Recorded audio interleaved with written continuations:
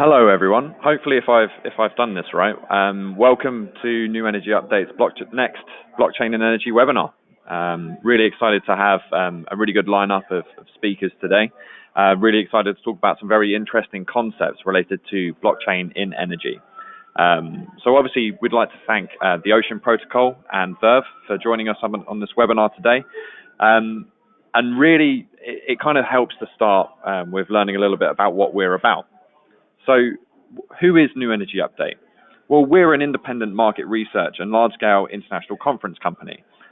We really kind of strive to help decision makers anticipate the renewable energy future, formulate timely and cost-effective plans in the face of rapid changes and disruptions in the market. In blockchain and in the sphere of decentralized technologies, we hope to do the same. Through webinars, reports, and white papers, we'll look to provide you with valuable content you can use to stay abreast of the major challenges and developments in blockchain, and really to understand the use cases as they develop within the energy market as a whole. We're always looking for collaborators, much like Ocean Protocol and Verve today. So do feel free to reach out to me directly using the details on the screen if you would like to work with us in the future on any content. And kind of speaking to the rest of the community about what's going on and what's going on really well in the world of blockchain, decentralized technology, in the world of renewables and energy. So why are we here specifically today? So renewable asset owners are investing more money than ever before in tools to benchmark and analyze performance data, but much of that data's value really remains unexploited. That's why opportunities to monetize performance data by licensing it to innovators are becoming more attractive as the supply chain searches for bigger data sets from which to innovate and make technology improvements. For this reason, we're very excited to partner with innovators Chardeep Singh Chhabra, CEO of DEX and founder of Ocean Protocol, as well as Peter Davies, CEO and founder of Verve, a recent P2P energy trading fame, to explore the value of decentralized data marketplaces within the energy market. Chardeep will use renewable O&M as our first use case for the value of decentralized data marketplaces, while Peter will then explore how Verve is tapping into latent value in home energy usage data through AI, and then expanding that value into blockchain-supported P2P energy trading. So it's exciting stuff. Don't forget that at any time during the webinar, you can send in questions using the Q&A app that's part of this device here that should be floating on your screen. So you can do that at any time. And you can send in those questions, and those will be ready for the Q&A towards the end. And finally, before you ask, the recordings for this webinar will be made available and will be emailed to you automatically after the webinar finishes, but that will likely be tomorrow by the time they finish processing. So thank you very much to everyone in advance. I really hope you enjoy the webinar today. And after I quickly change the screens here, it'll be over to Chardeep. So just bear with me a second and we'll be good to go.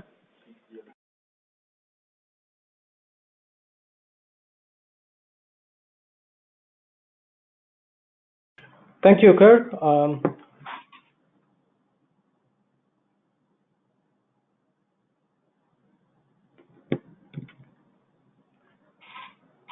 Perfect. Thank you very much. Hello, everybody. This is Chardeep Chhabra. As Kurt mentioned, I'm the founder of Ocean Protocol and the CEO of DEX. It's lovely to be part of this webinar. Let me start off with, so Kurt is going to manage my slides, so apologies if you hear next slide. So Kurt, can you go to the next slide, please? So just kicking off, what exactly is Ocean Protocol? So Ocean Protocol is a decentralized data exchange protocol to unlock data for AI. Essentially, we are moving into this whole era where we move from centralized marketplaces when it comes to data and data exchange and data services into something that's completely decentralized. And that is where Ocean is trying to take a lead and basically building protocol to actually enable that. Next slide, please.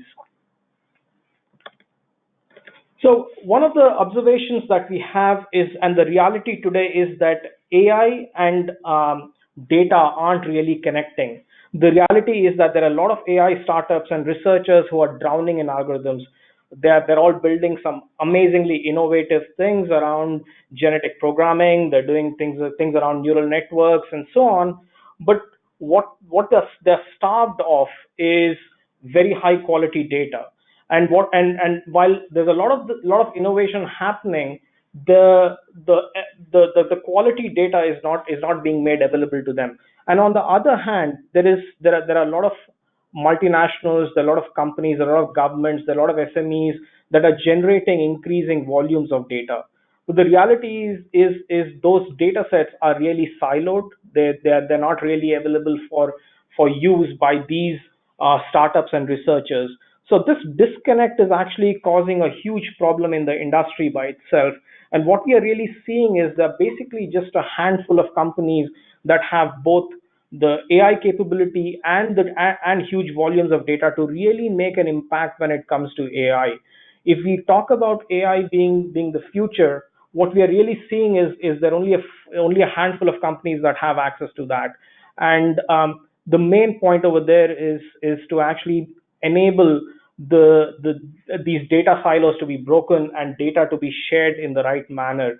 And what we really need is the right kind of plumbing and the right kind of sharing to happen, whereby the data owners actually have more control over their data. Understandably, they're jittery in terms of sharing their data, but if this disconnect continues, we'll actually never see the true value of AI. Next slide, please. So we understood this pretty early on. Actually, we got into this early last year when I joined Dex as a CEO.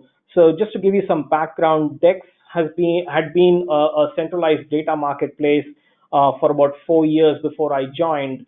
And what we really did was enabled organizations to monetize their data. So we have a very good understanding of running data marketplaces, understanding AI, understanding how data really is used. And BigChain DB is a Berlin-based blockchain company that has been building enterprise-grade scalable blockchain databases. So it seemed like a perfect way for us to come together to actually bring blockchain data and AI together. And that's what led us to launch Ocean Protocol Foundation, which is a non-profit foundation based in Singapore, where Dex and BigChain DB are the founders, and we are actually building the Ocean Protocol as we move forward. Next slide, please. So what we really are saying is let's use blockchain to connect data and AI. Next slide, please. Where we can build the new data economy that unlocks data. And next slide, please. And gives power back to the data owners. So sorry, this it doesn't have that kind of impact when I actually say next slide, please. There. Anyway, so what does that really mean when it comes to renewable energy? And it's important for me to kind of emphasize a few things over here, as I've spoken to a number of renewable energy companies as we have tried to figure out the kind of use cases. So there are a lot of issues that come in terms of operations and maintenance when it comes to, say, for example, wind turbines. So some of those are in terms of how do we actually manage operational costs, how do we reduce failure rates and downtimes. And one of the interesting things that came up with a company that's been a pretty large investor is trying to get some real-time operational data that helps better intelligence. That actually got us thinking in terms of what does that really mean, because most often than not, the financial institutions that actually invest get reports which are quite historical, so they do not give much information about what's happening now. And I think having that kind of information really gives much better understanding of how exactly the whole function of investment would actually happen. Now, also, there's a lot that's happening in terms of computer models that predict and control the turbines and operational capacity. There's a lot even around monitoring and also in terms of prediction systems, allowing some of these wind turbines to actually communicate with each other and find the right mechanism to find the optimum output, what needs to shut down when and how. Now, all these things can actually do a lot when it comes to what the operational cost would be, what the actual output of energy would be, and how exactly the utilization would be, and also how the supply chains really would function. And the biggest problem that we are seeing there is data is locked up in silos, and really the turbine manufacturers, operators, and utility companies are not able to gain much from each other and learn from each other, because all that is seen as extremely proprietary and therefore not being shared at all. Next slide, please. So, in a sense, as Andrew Cusack actually mentioned, that the lack of data sharing in the renewable energy industry is hindering technical progress and squandering opportunities for improving the efficiency of energy markets. And we are continuing to see this kind of problem grow. Next slide, please. Um, so what exactly is the problem in the process in terms of data sharing? So we see some of the basic problems when it comes to data sharing, especially in when it comes to AI, is what is the provenance of the data? Can I have security in terms of sharing my data, especially if I'm going to give you a copy of my data? What is the traceability of it? Do I know who touched my data? Do I know what they did with it? How do I price my data, and how will somebody who gets a copy of my data price it forward? What kind of access controls can I actually give somebody with my data? Say for example, if it is extremely valuable data which might or might not have personally identifiable information, or it might have some business specific information, what kind of access control can I really give? So these are the kind of things that we've thought about, we've gone through over a number of years, and that's what led us to kind of understand to say that a blockchain substrate is something that will help move this industry. Next slide, please. So let's talk very quickly about what the traditional data exchange and decentralized future really looks like. I hate this whole aspect of actually saying that blockchain is the solution to everything, but let's actually try and understand what that really means. So in traditional data exchanges, usually you would have two or three entities coming together and build a bespoke solution for data sharing, and there'll be a lot of plumbing that will happen, there'll be a lot of negotiation that happens. But what we are really looking at the decentralized future is automation of that in terms of a protocol, pretty much like HTTPS, right? Usually in traditional data exchange, you'd have complex negotiated agreements with lots of lawyers involved and so on. But what we are really looking at is some form of market forces and some kind of market building, whereby the pricing and data commons and so on can come together in a more swift manner, whereby it's pretty much like an Amazon of data, right? The other problem that we see is auditability of data. So there's a huge difficulty in terms of tracking data, figuring out who touched the data, what they did with the data, what are the what algorithms touched them, who actually had access to that. Now, when it comes to decentralized future, we have an immutable record, and we have proof of provenance. So that actually adds a huge value, especially when it comes to the world of AI. In the traditional data exchanges, you have the problem of manual audit and verification. So more often than not, this is extremely time consuming and extremely manual. But when it comes to blockchains, you have cryptographic proofs. Essentially, you farm out this whole element of audit and verification to people you wouldn't even know, but they actually run this mathematical proof, and they have incentives to provide those proofs so that everybody knows that that transaction was completed and put on an immutable and verifiable ledger for everybody to see. And then there's this element of in traditional exchanges, you usually end up in a point-to-point system, whereby there are 5-7 companies that come together and then do something, but it's not really scalable. It really becomes a bespoke thing. But what we are really trying to do in when it comes to Ocean Protocol is actually build an ecosystem around it, so that you don't have to go ahead and build this point-to-point system. Next slide, please. So what happens in a traditional marketplace is essentially you just have a publisher and a consumer and a marketplace that actually just sits as an intermediary. And so all you have is some kind of discovery and some kind of transaction, which might work for some kind of use cases, but not for all. So what we actually have done next slide, please. What we have really done is let's say when you have a decentralized substrate underneath it, you actually have ocean tokens that settle the payments automatically, and then you have transactions that are stored on the blockchain for full provenance. So still you have a publisher and a consumer that interact with a marketplace, but at least you actually move forward in terms of knowing some kind of a verifiable audit of that. Next slide, please.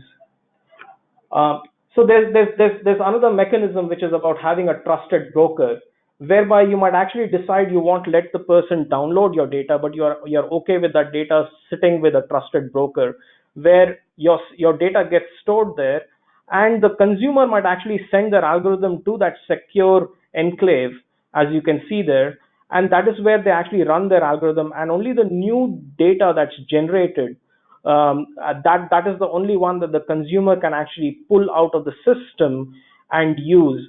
So this actually, in this case, this use case really enables the trusted environment to bring about provenance. The asset identity can be verified on the blockchain, and also you're making sure that the raw data is actually not completely visible to the consumer, or at least not all the raw data. But there might be a case where a small amount of raw data is visible to them, so that they can actually build the model or the algorithm that needs to kind of go and talk to the actual raw data. Next slide, please.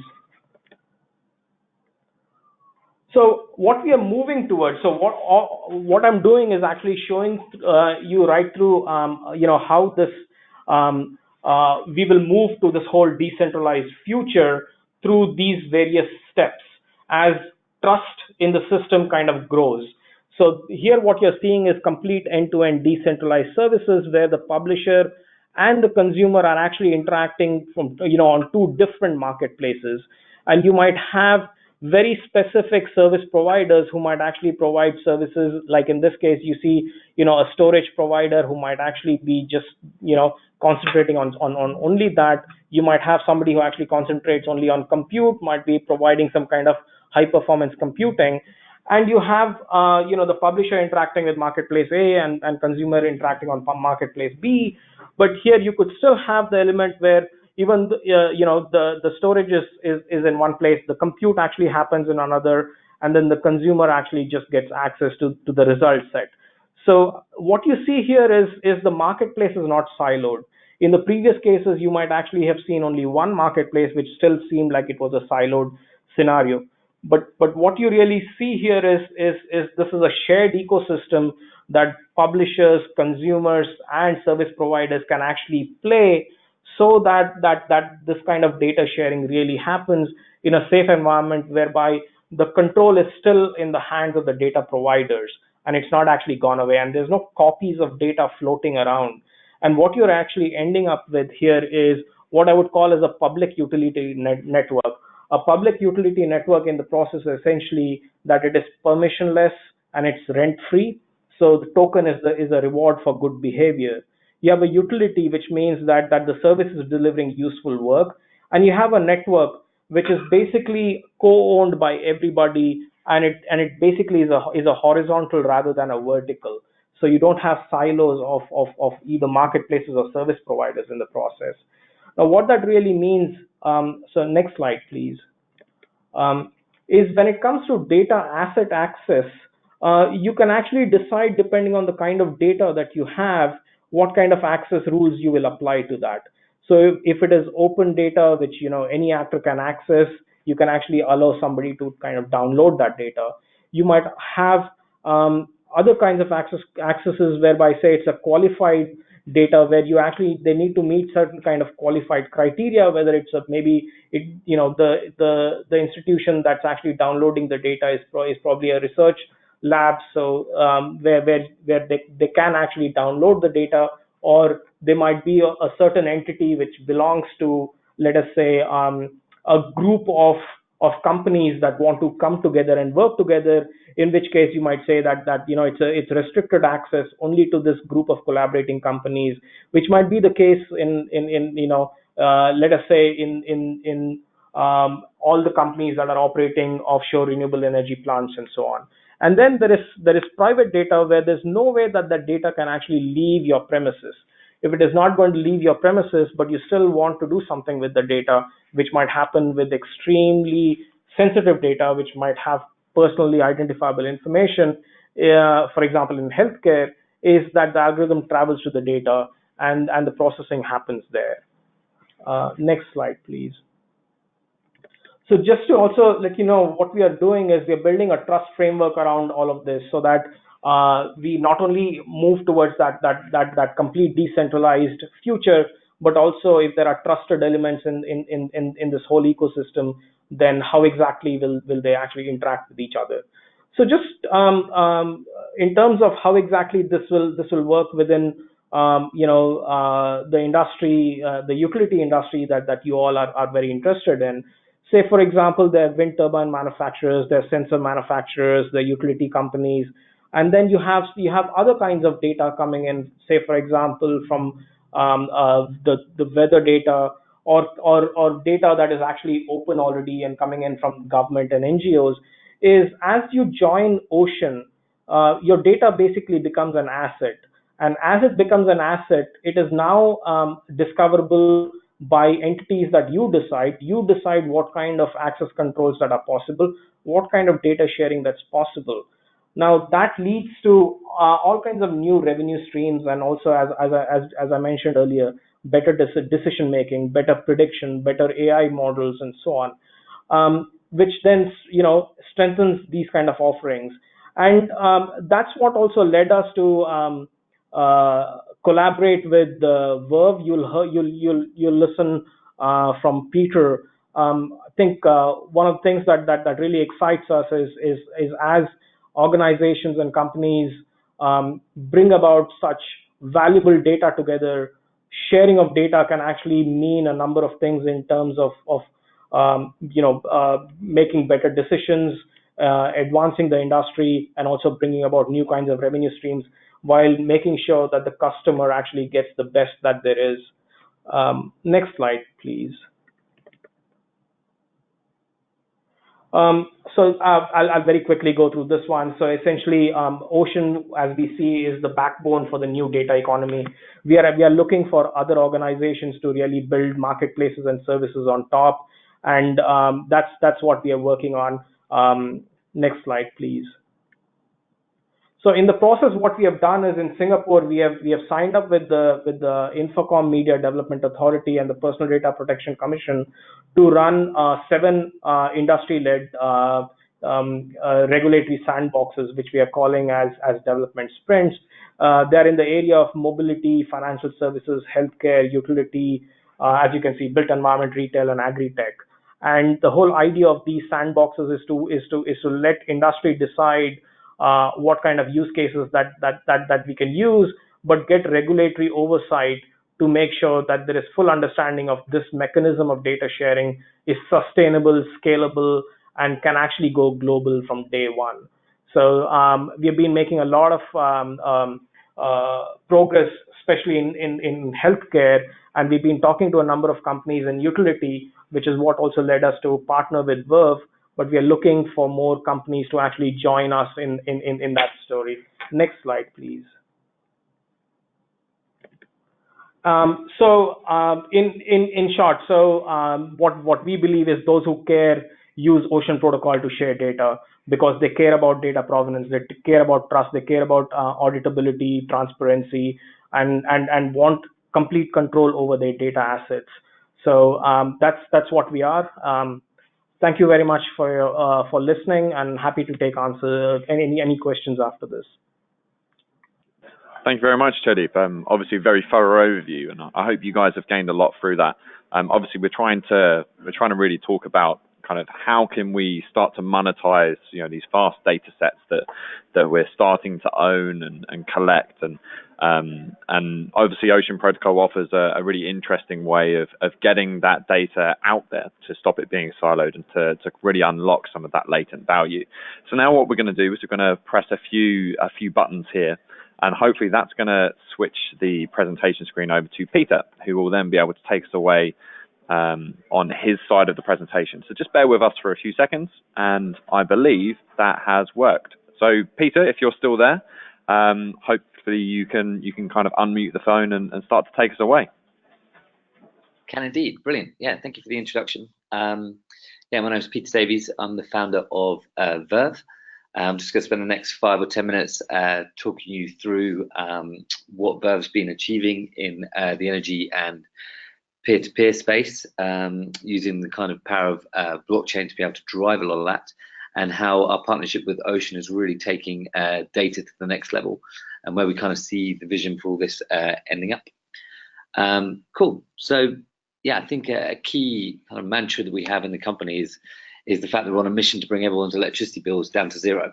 And we consider ourselves very much an AI company, and we're an AI company who are focused on energy and the analytics and data provided behind that. We've come from a kind of background. We've analyzed commercial buildings where we're reducing people's consumption in that environment, through to big substations. So we had a load of kit on a number of substations around the UK, where we were showing them various scenarios which were happening when they turned on large appliances and how that was affecting the grid. And we've since 2015 been very much heavily focused on the consumer market. And our plan is to build this global energy marketplace where people can actually utilize their data to bring down their electricity bills. And that's how we're on a mission to bring everybody down to zero.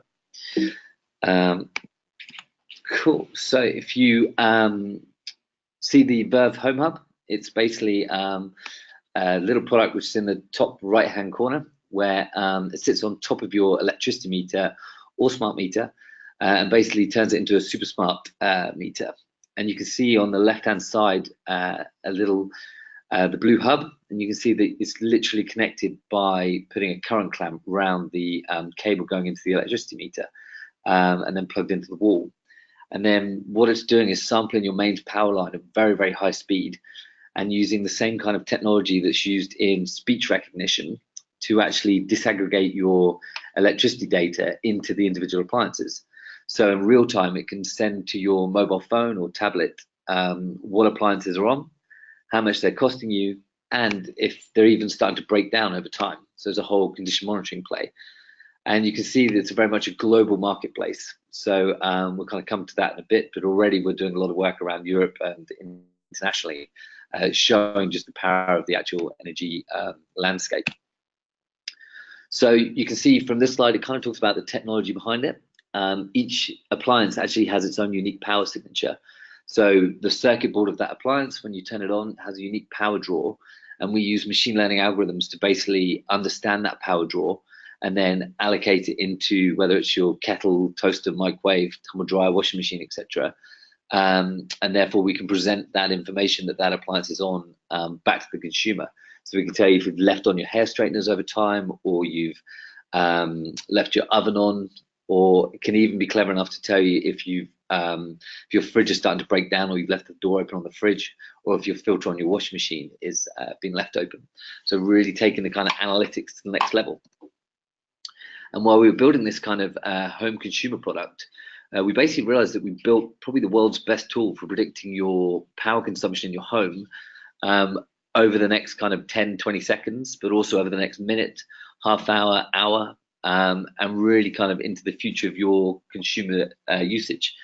So we started pulling in things like satellite imagery data. So we were able to see the kind of cloud opacity in the sky to work out just how thick the clouds would be. Therefore, if you had solar panels, exactly what the kind of demand forecast would be for that load of your solar panels. And we also worked with battery manufacturers. So we're pulling in the APIs from the batteries and actually monitoring the battery consumption to really build up this kind of multi-dimensional profile for the consumer to really understand where and how they would be in a kind of peer-to-peer energy trading world. So allowing them to buy energy directly from their neighbors who may have solar panels on the roof, or actually whether it's better off consuming it themselves.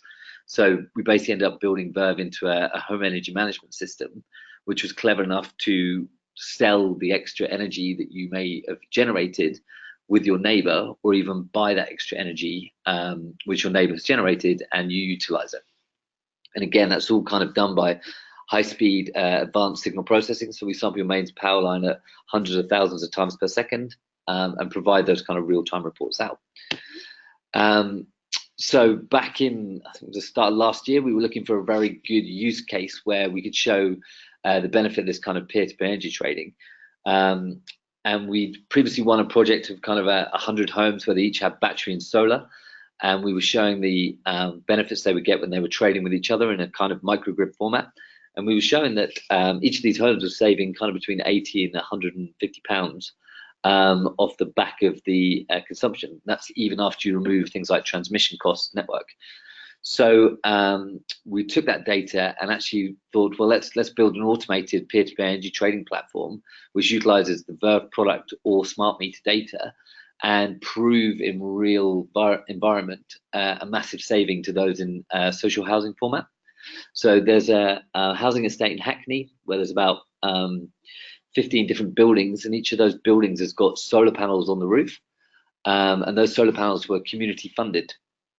So each of those houses is generating its own energy, but and they receive something called a feed-in tariff, so they were getting the kind of 5p per kilowatt hour from the feed-in. But each of those tenants in the home, social housing, so they're all on prepay meters, were paying between, well, up to 17 and 18p per kilowatt hour to actually use their own energy, which they were generating on the roof. So we teamed up with Repowering, who are an awesome company that have kind of been helping this energy program move forward, the local council of Hackney, and got a kind of regulated sandbox space from Ofgem to really kind of put this system to the test. Put a load of Verves in the houses, put some batteries in the buildings, and actually started demonstrating peer-to-peer energy trading using blockchain. I think we did the first live trade in the UK in this housing estate, and we've kind of successfully been demonstrating that we're reducing these people's bills again, in the region of kind of between 80 and 120 pounds potentially. So it's pushing forward government knowledge in this space to really drive forward regulation, which is quite cool. So obviously we've built the whole system on blockchain, and we've had to generate a token to kind of allow these trades to be created and allow them to be transparent, allow them to be traceable. And while we were building this token, that we actually realized that there were kind of two key elements to it. And the first one was, it was brilliant for kind of peer-to-peer energy trading. But the second thing that the Verve units were generating was a whole host of data. And this data is everything from power quality information, so data that was being utilized by the grid, but also a whole range of others. So we realized, okay, this token's got two values to it. The first one is the peer-to-peer energy trading, and the second is the data. So if you look at this diagram here, it kind of shows a few of the different sections where the data is kind of major value. If you look, the key thing behind all of this is that the consumer owns the data, and under GDPR, through our partnership with Ocean, they can actually control it and have transparency over it and decide who it is that they would sell their data to. So, for example, they're generating lots of information about power quality, so the harmonics on the line, voltage flicker, demand response, etc. That's the type of thing that the grid's very interested in, or the aggregators are very interested in. You've also got the fact that they have a retailer, an energy retailer, and they're looking to get the best deal. So potentially they could switch to other energy retailers, or have a good partnership with a retailer. So all those retailers are interested in their data and are willing to pay them for that data to kind of offer them the best deal. You've then got kind of in the bottom left, you see all these kind of smart cover insurance, SureWise. We're obviously building up a big portfolio of data associated with appliances and their breakdown periods. So actually it's allowing these companies to have a kind of better insight into offering kind of home care packages for helping users work out when their appliances are going to break down. And therefore there's a value in that data and a service being offered by those companies, which a consumer can opt to sell their data to. In the insurance market, if you think that we can tell you if you've left on your hair straighteners, your iron, or your oven, then actually you can utilize that data to reduce your contents premium bill for your insurance, because actually you're less of a risk if you've got those kind of capabilities. And we've also got IP and patents built around the fact that if your washing machine or tumble dryer is on the product recall list, so the government has said that it's potentially a fire hazard, we can map those power signatures to be able to provide information to say, okay, that appliance is on the product recall list. And therefore, again, the consumer owns that data and there's a service being offered off the back of that. And it reduces their likelihood of being an insurance risk again.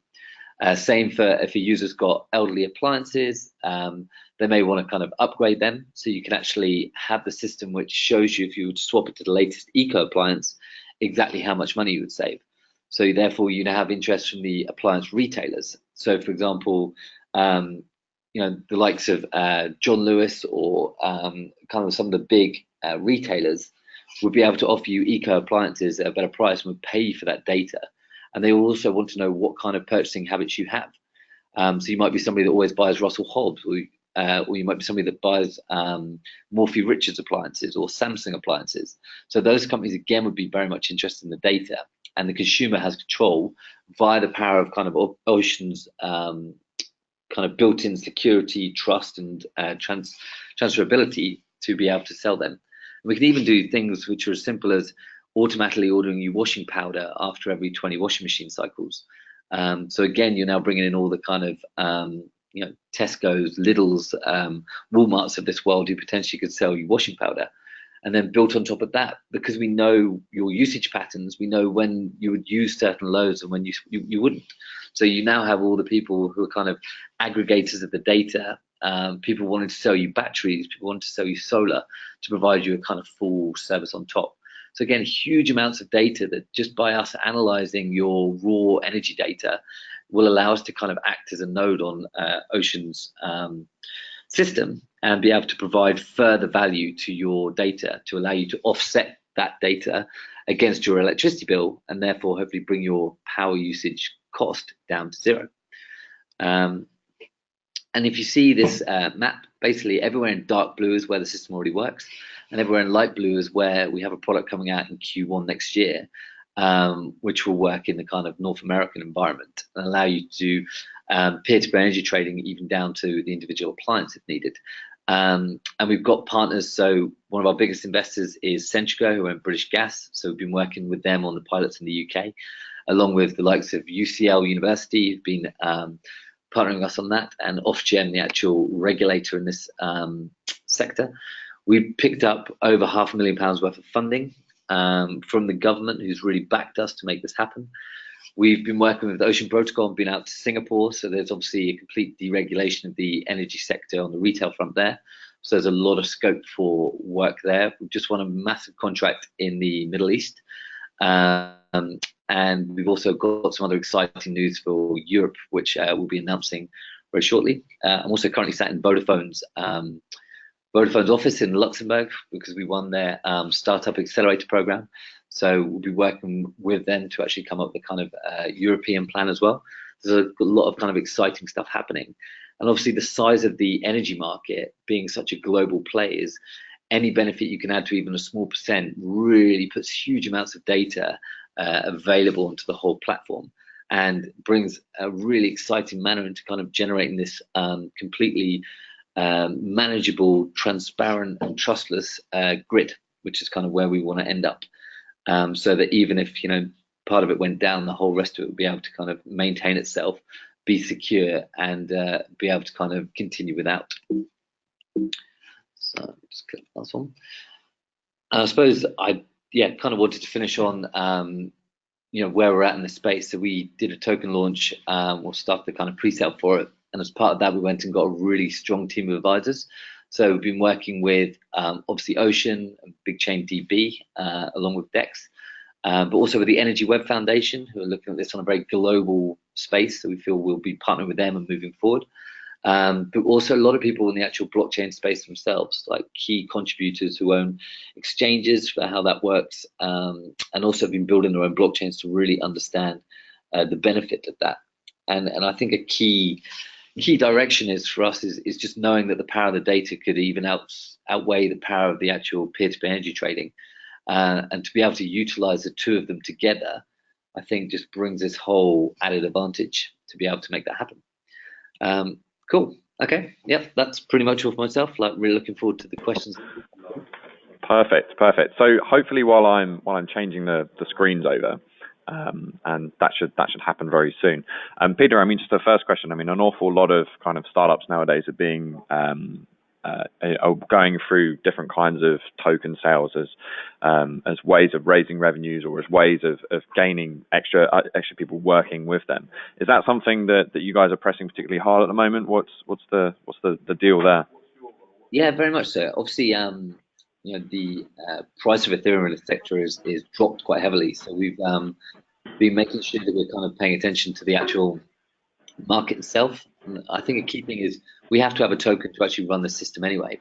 So we've been kind of going through this pre-sale journey and pulled in some really quite key investors to help us build this kind of blockchain journey. So yeah, we've got a pre-sale open at the moment. But I think the other interesting part is we're also alongside that doing a Series A. So we've got traditional investors which are kind of coming in as part of this investment platform. Certain energy companies, they can't come in and buy tokens. It's just not in their mantra. So to get the likes of Centrica and the likes of other big energy companies, we've opened up our equity platform as well to really make sure that we've got all the correct partners to really drive this on mass scale, to be able to generate the kind of best option for going forward for the company as a whole, which I think is quite powerful.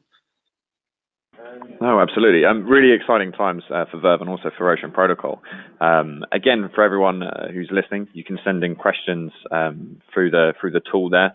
I'll be sending any questions that we haven't asked via email to the two speakers, just in case they can provide a short written response. We can get back out to you after the webinar, just in case we don't get through absolutely everything. But one question I wanted to ask both of you is, obviously, there's been a lot of one of the main challenges, I guess, around blockchain, certainly this year, has been how to disassociate kind of the idea of blockchain or decentralized technology from the kind of maybe the reputation of your Bitcoins and your Ethereum tradings, with the volatility that's in there. So what's the biggest objection that each of you are getting, or what's the biggest challenge each of you are having kind of working with major multinational companies? We've got huge energy companies listening into this webinar today. We've got your EDFs, your EONs, your 101 different abbreviated company names, who are listening in and quite keen to find out how decentralized applications can work in their business. But what's the biggest challenge you've had kind of speaking to them and getting them to understand that that blockchain is what it is and decentralized technology is what it is, and dissociating it from maybe the Bitcoins and the actual trading side of blockchain? Is that something each of you can kind of speak a little bit about from your own experience? Yeah, sure. I'm happy to go first from a kind of energy industry point of view. I think the energy industry, I've actually been quite impressed at in the way they've embraced blockchain. I think it was quite a key mantra probably about a year, 2 years ago in the industry, where there was this kind of whole wave of excitement about it. And actually a lot of those big energy companies have really taken the time to fully understand it and fully appreciate the value that it's going to have in the future smart city. And I think, for me, a lot of it sums up as to how we ended up using blockchain in the first place. It was purely off the fact that we didn't want to build a big database management team in-house, and that I wanted to be able to sleep at night knowing that this system would still be operational and running, without worrying that someone's got to go and jump on the server at 2 a.m. And I think it's that kind of whole secure, trustless environment that the energy companies love as well, and they appreciate that actually blockchain is very different to a kind of security coin, etc. And actually the fundamental environment that's kind of been built upon and the technology of blockchain is actually super powerful, and really does answer a lot of the questions that have been trying to move towards for the kind of future grid, really. So I wouldn't say I've had a massive problem. It's purely on the investment side, I think that they've had a few issues with it, and that's just because they're very conservative, which is understandable from their industry. Perfect. Yeah, And Biddy? if sorry, if I may add to that. So, in our case, what we are seeing is, I mean, our motivations were pretty clear. We wanted to make sure, I mean, having run a centralized data marketplace and having decided very early on that mechanism is not going to scale, and that actually is one of the problems whereby organizations do not want to give away copies of their data floating around, you not having any control over that. And that's what, the internet really gave us. So, if there was any other mechanism than, let us say, what we are calling as blockchain today, that actually gave more control, that gave a verifiable audit of what's happening, that actually made sure that we were able to build a horizontal protocol that enabled data marketplaces to exist, then we would actually take that, right? And so, we are not facing that kind of. I don't think anybody who actually enters into this market is, especially if they are looking at data and data services to be shared, to be traded, to be used, and for AI to actually blossom in the hands of many rather than just in the hands of few. I think all that does not actually bring about this whole speculative nature of, whatever crypto that there is. So that's not been our concentration, and that's not been the concentration of most people that we are talking to, which is what actually got, attention of the regulators in Singapore, who actually said, if we want to make Singapore the first smart nation, then we need to first understand how this whole data sharing will happen in a way where, there is a sustainable mechanism of sharing, where there is still control, and there is still a viable way of actually proving immutability and provenance. And, so a short answer to that is, we don't care about speculations and speculators, and if they do, then we actually don't care about them. So it's, we're basically concentrating on this whole data sharing and data exchange and data services that really needs to kind of move, and trying to move the needle on that. Sure. So how far through are we kind of understanding kind of regulatory concerns around this data sharing? Because you'd imagine in a heavily regulated space such as energy, that there may be kind of other concerns, other regulatory concerns around that sharing of data and availability of that data. I'm just wondering, I mean, how far through that process is the Ocean Protocol, and what kind of environment is there to support or regulate this sharing of data kind of internationally? If you've got a wind turbine owner who's now making all of their data available through your platform, are you satisfied that there's a good regulatory kind of environment for that? Does the regulatory side, are there any concerns there? It's just we have quite a few different questions hitting different angles on that regulatory angle there. So just wondering, how is that environment shaping up at the moment? Because regulators often have to react to a problem or to an opportunity. So I'm just wondering where are we at right now? Yeah. So in terms of regulation, there are multiple things. So we are based. So the two partners of Ocean Protocol are based in different jurisdictions. One of them in Germany, one of them is based in Singapore. The foundation itself is based in Singapore. We also have offices in London. So, we are caring about regulations globally, but also we are trying to make sure, for example, GDPR, we're making sure we are fully compliant. One of the things that to note of what we are doing is the marketplaces that will get built on top will need to and will have to cater to the local jurisdiction where they are based. While the protocol itself will actually make sure that there are enablers in place for GDPR, for personal data protection regulations, whether they are in Singapore or whether what ICO wants us to kind of cater to here in UK, or whether there are regulations in the US that we need to cater to. Now, the protocol itself is extremely dumb. It's pretty much like TCP/IP when it comes to internet, and the intelligence really lies in the edges. And those edges, depending on where the where they are based, they'll have to take care of that. So the data provider, for example, if they have their legal entity sitting in, let us say, um, in the Bay Area, then they have to make sure that they follow the regulations in California when it comes to personal data, in terms of how they are going to allow somebody to kind of have visibility of that or not. And on the other hand, the person who's actually buying that data in whatever format that they're getting access to it, depending on the access controls, then they will need to cater to those regulations based on what the data publisher actually wants them to. But also remember, when we talk about access controls here, we are actually saying they that they could be such that data is not really moving, but probably the algorithms are moving. That could be one extreme case or use case, which actually caters to pretty much any regulation, whether you actually try to push that into even a restricted jurisdiction like China.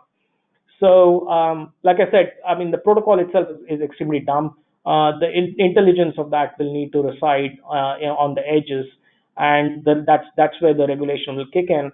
And I'd also like to add there, we are actually working with PwC on developing the trust framework around this. So they are one of the other signatories with the Singapore government on making sure that this happens. Perfect, thank you. Just a quick note to everyone: we do have another 5 minutes or so for Q&A. So do keep sending them in. This one's for Peter, and it's a very kind of honest, I guess, question in that the UK has had some problems in the rollout of smart meters.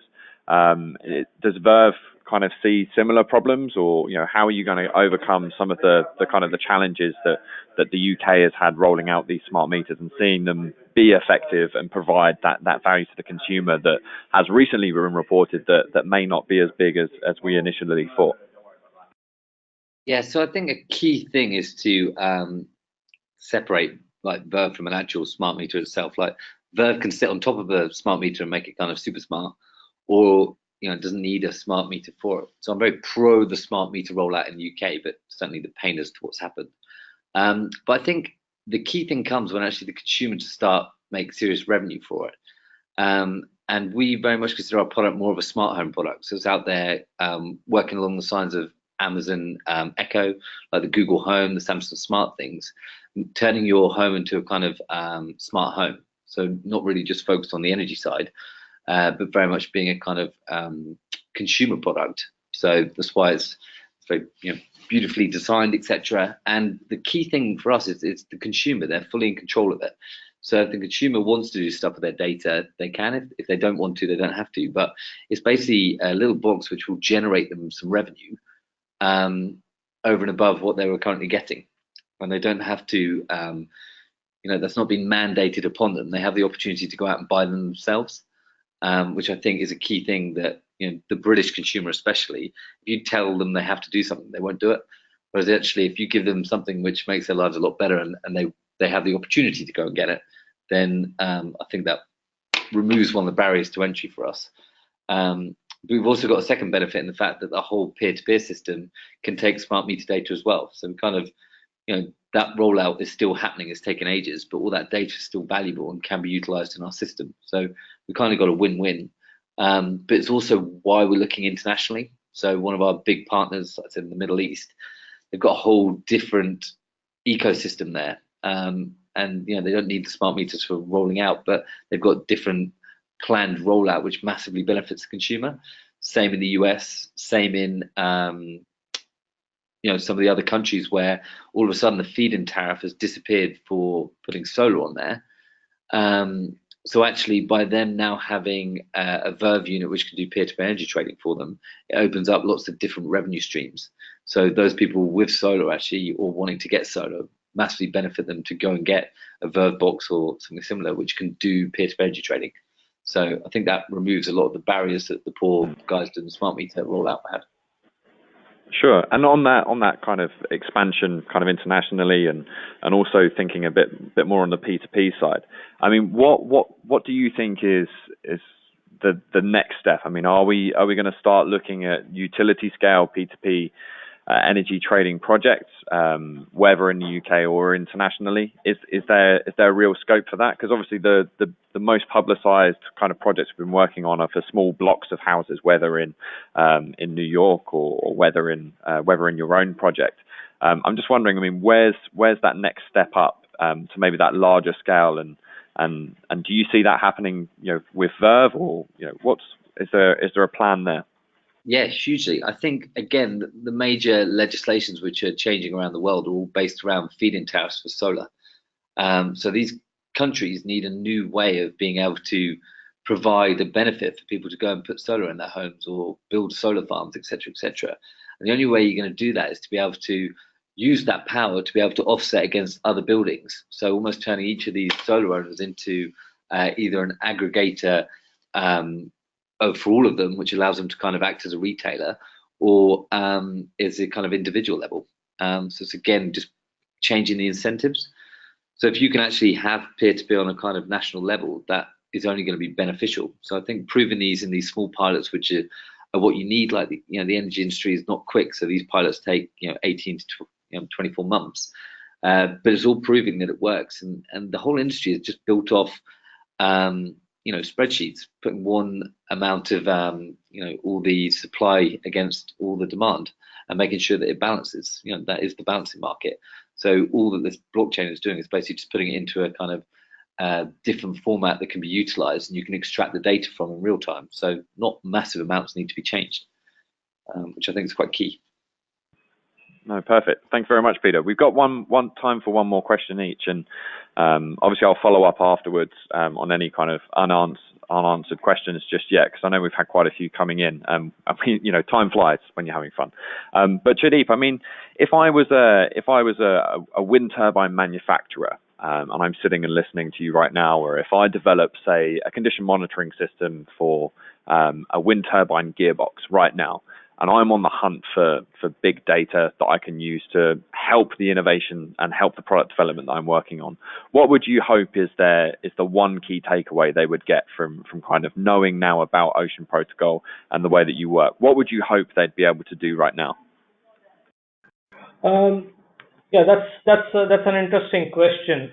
So I would imagine that in order to run your business better, to learn from what others are doing, and to learn from and to try and get the best out of your business, you not only want to kind of have more access to intelligence, more access to information, and more access to some kind of prediction in terms of how your operation should be run, how your supply chain should be run, how your productivity should really look like.